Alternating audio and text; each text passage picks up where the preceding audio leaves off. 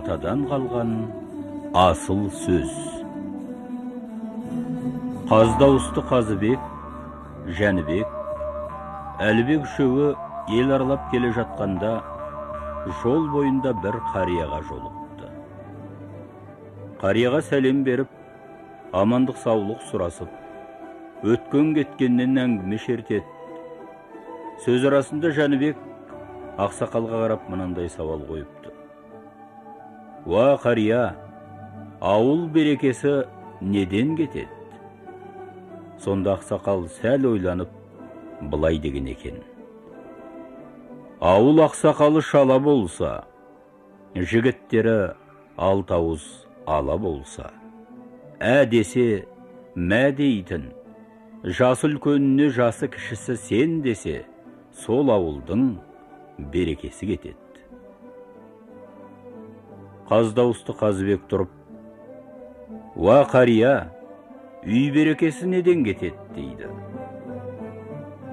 Әйелің қабағын түйіп керілсе, шай құйып беруге ерінсе, ұлың ұрысқа сай болса, келінің керіске сай болса, қызың сумақай болса, сол үйдің берекесі түгел кетеді деген екен қария саспастан. Ақсақалдың ұлағатты сөзімен терең ойлы толғамдарына ой жіберіп, бір-біріне ризашылықпен қараған үш бидің тағы бірі Әлібек тұрып, мынау фәни дүниеде не жақсы, не жаман, соған бір тоқталып өтіңізші дейді. Ақсақал мүдірмей жауап беріпті. Атың жақсы болса, тіршілікте мінгем пырағың, балаң жақсы болса, жанып тұрған шырағың, әйелің жақсы болса, досың жаныңа жиналып, рахаттанар қонағың.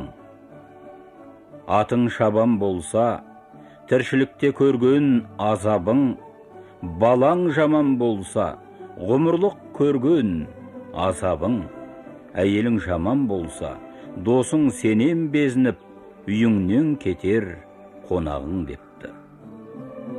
Ақсақалдың мағыналы жауабына, тапқырлығына риза болған билер, ауылдарына ертіп барып, қонақ етіп, тон кигізіп, ат мінгізіп қайтарыпты дейді. Қаздауысты Қазыбек би ел аралап жүріп бір үйге түсіпті. Ерінің үйде жоғына қарамастан, әйел қонақтарды жақсы күтіпті. Сонда Қазыбек, әйелі мұндай, шіркін мұның ері қандай екен деп отырғанда үйіне ері келеді. Қараса ері ұя бөріктілеу ғана адам екен. Қазыбек әзілдеп жолдастарына қарап былай депті. Жарандар, бұл сөзімнің мәнісі бар, мәнсіздің мәнді менен несі бар? Құданың құдіретіне қарап тұрсам, жапалақ, үйрек алған бір ісі бар. Сонда әйел Қазыбектің сөзіне түсініп қалып, биеке, ол сөзіңнің мәнісі бар, мәнсіздің мәнді менен көп ісі бар. Жапалақ ілген құсын місе тұтпай, әлде де қоңыр қаздан дәмесі бар депті. Сонда Қазыбек әйелге риза болып, балаң жаман болса, көрінгеннің мазақ емес пе? Атың жаман болса, шыбын жанның азап емес пе? Қатын жаман болса, бұл жалғанның тозақ емес пе? Туған балаң жақсы болса, тән мен жанның шырақ емес пе? Мінген атың жақсы болса, бұл дүниенің пырақ емес пе? Алған жарың жақсы болса, жиғаның мен мейманыңның тұрақ емес пе деген екен.